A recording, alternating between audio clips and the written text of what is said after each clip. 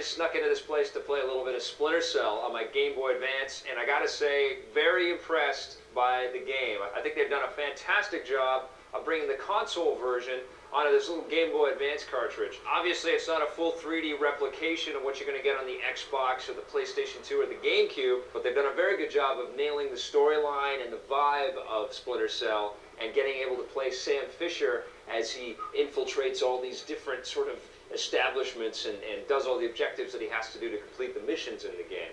You've got a lot of the same environments and a lot of the same facilities that Sam Fisher visits in the console versions of the game, except everything's in 2D, so you're sort of traipsing along on a two-dimensional plane. You can jump onto ledges, you can hook onto overhanging pipes and things and grapple along and put your legs up so you can sort of shimmy along. You can also drop a rope down and rappel down buildings. You've got locks to pick so that you can enter into secret areas. You've got safes to crack so you can open those up and steal the files and key cards that you want out of there. Now obviously, because it's a 2D game, you're not going to get the most sort of stealthy experience in the world. You're going to have a lot of AI characters just sort of, and being kind of dumb as you're 2 feet away from them, but they're not turning around, that kind of thing. You also can't pick up the bodies after you shoot them with a dart gun or knock them out with your fist, but it does still feel like the gameplay. One thing I was disappointed by was the limited amount of attack animations you've got as Sam Fisher. You can't go up and start kicking and punching and getting into a big fight scene with the characters. You've basically got a very limited sort of knockout move, and if the characters are a few sprites away from you, you're always missing them, so you're constantly doing this dance trying to knock people out. But even still, this is a terrific Game Boy Advance game. It recreates one of my favorite console experiences of all time very well, and it even links up to the GameCube version of Splinter Cell. You can download more missions into this cartridge. How about that? Very sweet. I'm going to give it an 8.5 out of 10.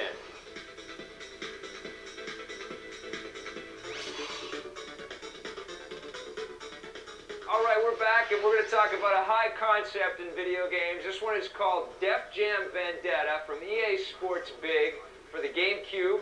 It's also out on the PlayStation 2. And what this game is all about, it mixes rap stars in a wrestling kind of world. I gotta say, unequivocally, this is the best wrestling game I have ever played. I'm not a fan of wrestling. I don't know anything about the WWE or the NCW, but I do like this game because it's so fast and fun and filled with those EA Sports Big crazy animations, and the graphics in this game are unbelievable. All the actual player models that you get to actually fight with, they also are involved in all the cut sequences throughout the game, and their faces are all sort of, you know, showing their emotion. That's good. Topic. Really good facial lip-syncing.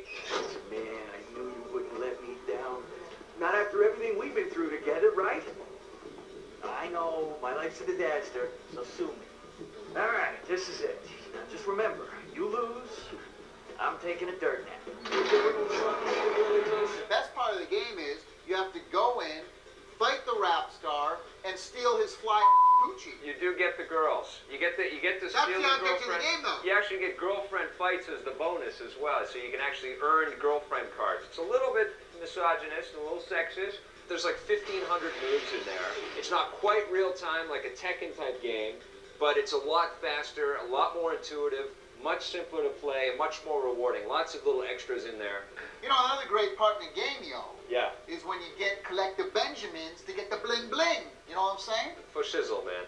Yeah, I know what you're saying. What? For shizzle. Where'd you find that one out? I looked it up in the dictionary. Hey, you! Come here! I'll smack the flavor out your mouth. You know what I couldn't figure out, though, What's that? Is that why? Why do you keep saying yo? Because I that's can't what you figure say. that out. When I think of rappers, I don't think of wrestling. Well, and that's the problem. But that's why this game works. It's because it works. It plays on something that you wouldn't expect, and they've done a good job. It came out of nowhere, and it's an exceptionally fun game. I mean, what are they going to have next? Wrestling, karting?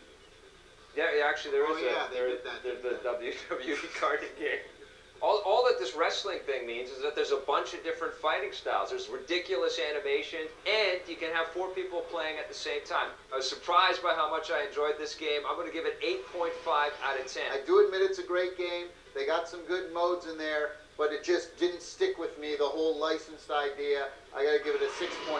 On the positive side, there are 40 different characters to play with in the game. The art and the animation in this game is unbelievable. And, of course, you got 4-player simultaneous combat fun for shizzle and nizzle. On the negative side, if you are not a fan of either the wrestling or rap music, then you may not find this style of gameplay particularly interesting. And with all these great rappers in there, I was totally hoping to bust a cap into someone. We're going to switch now from rappers beating the crap out of each other to system harmony. This is the Game Link cable from Nintendo, and it allows your Game Boy Advance and GameCube to talk to each other, share information, so you can play games that have integration with each other. What'd you think of this? It works. It does work. It's purple. It's $10. There are a couple games out there, like, for example, Rayman 3. Right. So if you buy the Rayman 3 game for both systems, Correct. you can unlock some levels on the Game Boy Advance version. If you own both systems and you're a fan of all that software, you're going to love integrating all Yes. that stuff. I really, really enjoy this thing. There you go. And it's one of Nintendo's biggest plans for both systems right now, is to see how much they can integrate everything. And I think it's a great direction for the company. And it's the only company out there that's doing anything like this. That's very cool, and I definitely recommend the cable based on that. I'm going to recommend it as well. On the positive side, the cable only costs $10. It's a great way to get more gameplay out of games you might already own, and this is an awesome way to carry around information from your favorite home games with you all the time. On the negative side, it's purple. And if you don't like purple, you're probably not going to like this.